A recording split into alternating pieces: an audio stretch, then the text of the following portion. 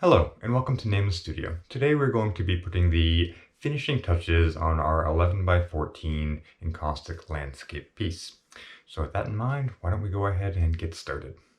Okay, so we're going to put the finishing touches on this piece today. If you recall, last time we stopped when we put down a bit of an encaustic medium clear coat on here and then added just a little bit of Neocolor pastel, the black, to just reinforce some darker edge, shadowy sort of areas.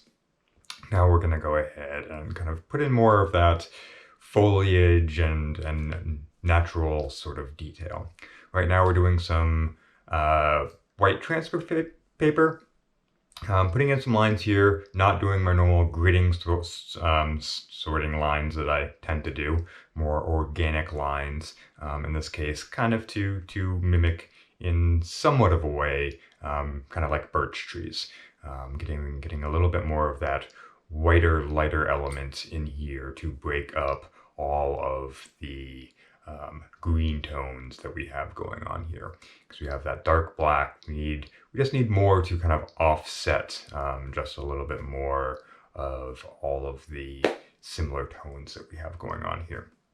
So we're adding some white line elements into here that for the most part are kind of representing kind of the birch sort of tree look that we have going on there. Obviously without going to a thickness of an actual tree, just using some lines to kind of shadow in the idea of a birch tree.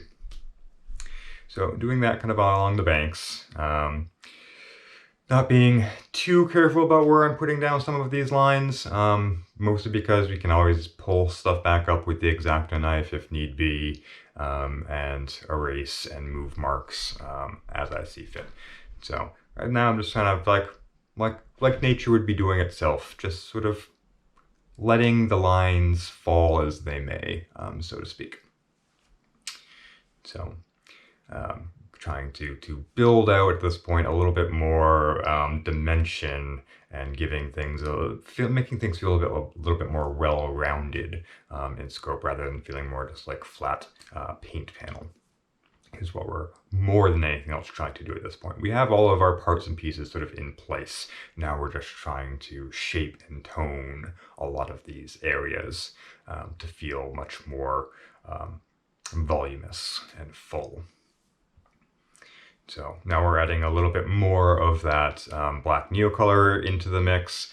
Again, it's just really helping kind of build out those areas so that we get more defined line. When you put a hard black line against something much lighter, you're giving a sort of a scope of it being very fleshed out, having a lot of dimension to it by having those two elements next to each other.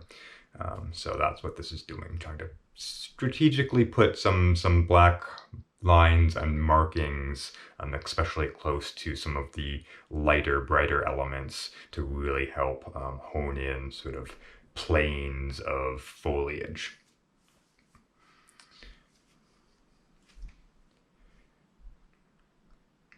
Yep. Just taking my time to really see where we want marks in order to build this piece out.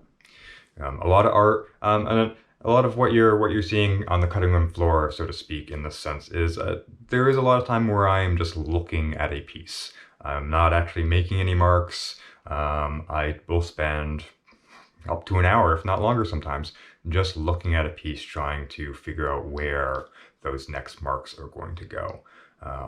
Especially when it comes with this sort of adaptive sort of material and theme that I work in more abstractly.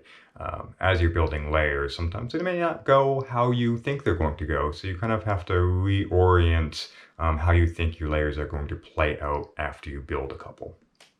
And so there is a lot of thinking, stopping, looking, waiting time involved in these pieces as well, most of which, again, you guys aren't seeing because, well, that definitely makes for some boring video. At this point, we're pretty well done. My biggest concern at the moment is now kind of the difference between the skyline element and kind of the brook element. There is a bit of difference between them at the moment, but not much. There's still that same green tone. There's a little bit more happening on the brook side with some more texture and a little bit more flow to it.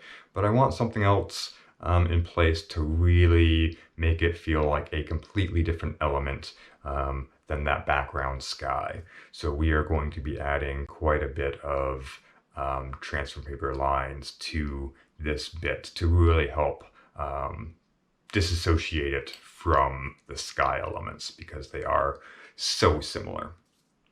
So as you can see, we've taped things off. We've put in some line elements. I was using a straight edge in order to do that, but I was kind of cock-eyeing it a little bit here and there. So despite the fact that we have actual straight lines, they do feel a little inorganic in the fact that they don't line up perfectly this time around. So now I'm going to add in, just like I was doing to the foliage, add in some darker elements, especially to the shoreline, to really get that dimension of the shore dipping into the brook side there. So you're really kind of fleshing those elements out and getting things in the background really pushed back there. So I think that really helps break up and help sort of differentiate the sky to the brook, but also gives a nice sort of lead into the background by having those line elements being so structured, moving towards that middle focal point of that black, dark black background. I think that really helps sort of bring you there, but also then bring you back out. I think having those lines there really does help sort of flesh out the overall composition and allows your eye to move a bit more when we're all said and done. And that is going to be all for this piece. Let me know what you think of it down in the comments. And if you enjoyed this video and this piece, please give this video a like and subscribe to Nameless Studio for more content like this. Until next time when we start a new piece. I've been Tyler with Nameless Studio. Be seeing you.